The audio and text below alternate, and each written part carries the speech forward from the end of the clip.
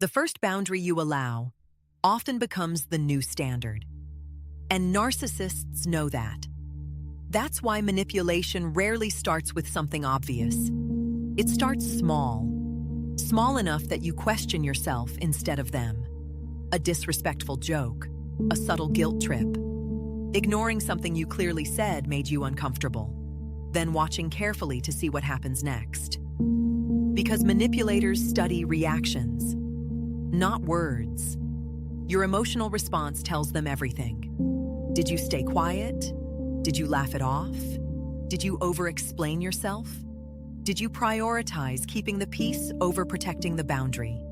Because the moment somebody tolerates discomfort to avoid conflict, psychological leverage begins forming. And biologically, there's a reason this works so effectively. The human brain is designed to preserve social stability.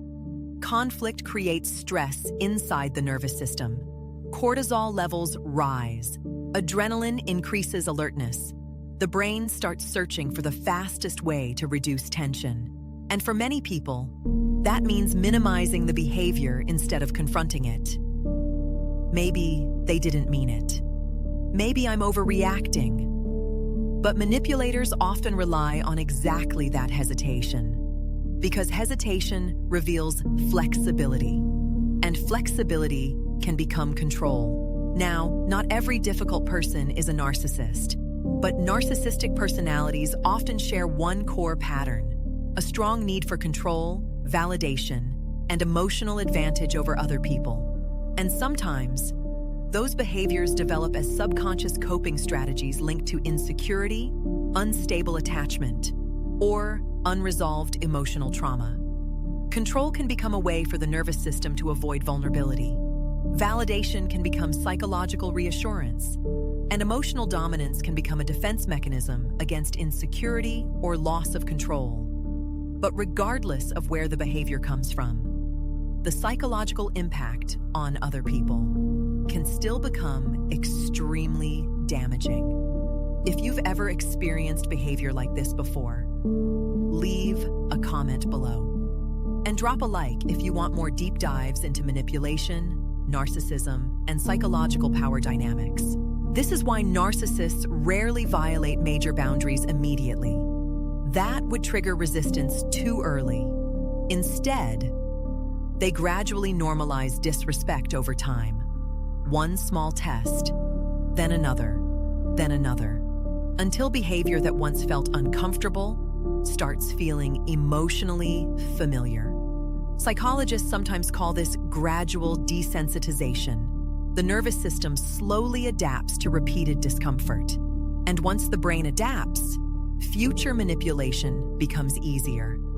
Because humans normalize repeated emotional environments surprisingly quickly, even unhealthy ones.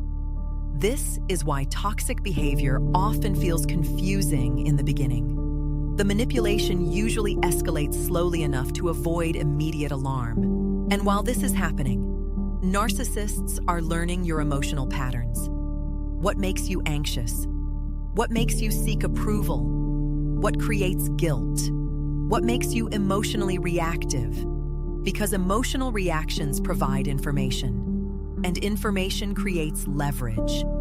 This is also why emotionally reactive people often become easier to manipulate over time. The stronger the emotional reaction, the more predictable the behavior becomes. And predictability creates control. Eventually, many people only recognize the manipulation once emotional attachment already exists. By that stage, the nervous system may already be trapped inside a reinforcement cycle. Stress, relief, validation, withdrawal, attention, silence. And those emotional swings can create dopamine reinforcement loops inside the brain, which is one reason toxic relationships can become psychologically addictive. Have you ever noticed somebody testing small boundaries before larger behavior appeared later? Leave a comment below, because Part 2 explains why narcissists often become more controlling once emotional attachment increases, and why most people don't recognize the manipulation until the psychological leverage already exists. Follow now if you want to understand manipulation before it controls you. And comment below what subject we should explore in the next 3-part deep dive series.